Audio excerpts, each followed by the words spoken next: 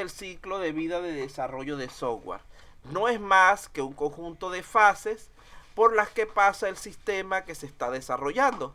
Desde el momento en que nace la idea inicial, es decir, desde que el cliente se percata que existe una necesidad y hay que resolverla, hasta que el software es retirado o reemplazado. A esto lo llamamos la muerte del software.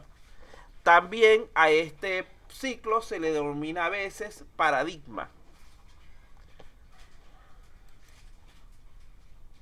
¿Cuáles son las funciones del ciclo de vida del desarrollo de software? En primer lugar, determinar el flujo del proceso, es decir, indicarnos cómo vamos a trabajar. En segundo lugar, establecer los criterios de transición. Esto lo que significa es definir cómo vamos a validar que hemos terminado una fase antes de pasar a la siguiente. En siguiente lugar, definir las entradas y salidas. Es decir, cuáles son los datos que va a ingresar el usuario cuando esté operando el sistema o que provengan de otros dispositivos, de otros sistemas que estén trabajando en conjunto, y cuáles son las salidas esperadas para nuestros procesos. En siguiente lugar, hay que describir los estados del producto. La siguiente es las actividades que se van a realizar para alcanzar nuestro producto, cuáles son las transformaciones que necesitamos.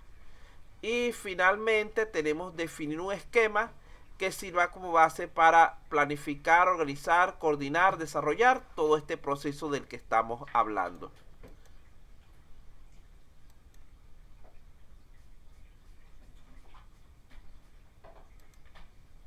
Cuando estamos hablando de describir los estados por los que pasa un producto, uno de los modelos más comunes que se usan para esto es el método Kanban o modelo Kanban,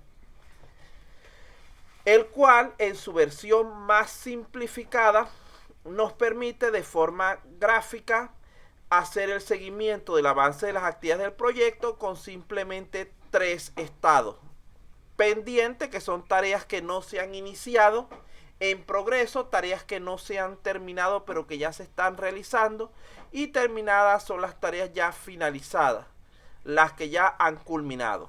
Entonces, en base a esto, este es un método visual para poder hacer nuestro trabajo de conocer, describir los estados por los que pasa nuestro producto, nuestro proceso.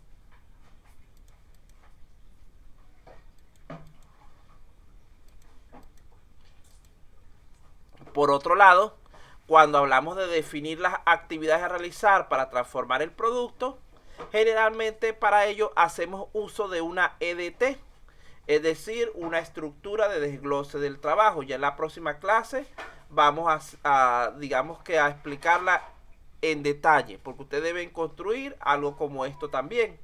¿Qué es una EDT en forma resumida, en forma sencilla? Es ir subdividiendo cada uno de los elementos de nuestro proyecto en otros menores para favorecer su ejecución. Recuerden que, por ejemplo, tú no vas a hacer un proyecto completo de desarrollo de software en un solo momento, en un solo día.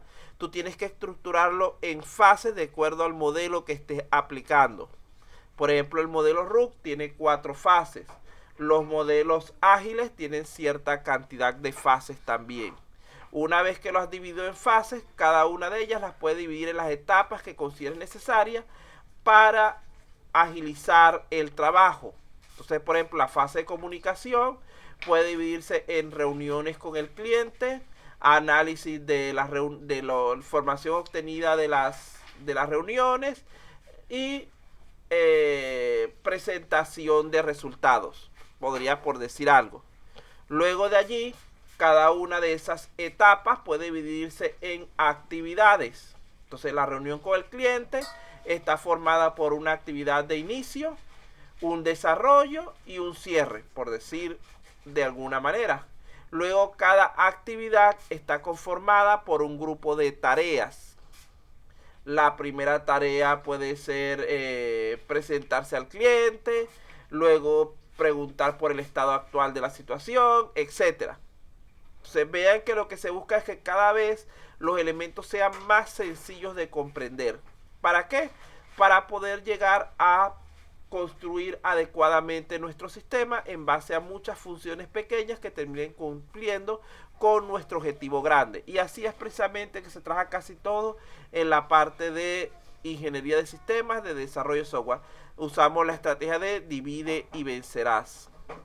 Otra cosa que se usa también para las actividades las actividades a realizar en el proyecto es diagramas de Gantt.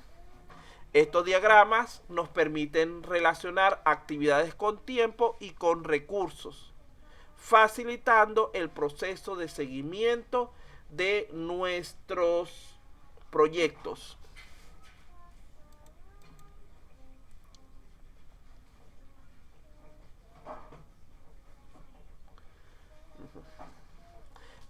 Por otra parte, las distintas fases de un proyecto o los distintos elementos de un proyecto pueden ampliarse con bucles de retroalimentación, de manera de que lo que conceptualmente se considera como una única etapa inicialmente puede ejecutarse más de una vez a lo largo del proyecto, recibiendo en cada interacción los aportes de los resultados intermedios que se vayan produciendo.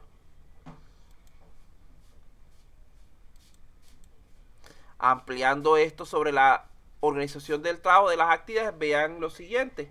La mejor forma de enfrentar grandes retos es dividiéndolos en componentes más simples y pequeños. Vean que el proyecto engloba un conjunto de fases. Las fases engloban cada una serie de etapas.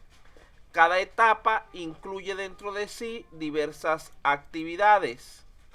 Cada actividad nos lleva a la realización de ciertas tareas y cada tarea está conformada por diversas acciones.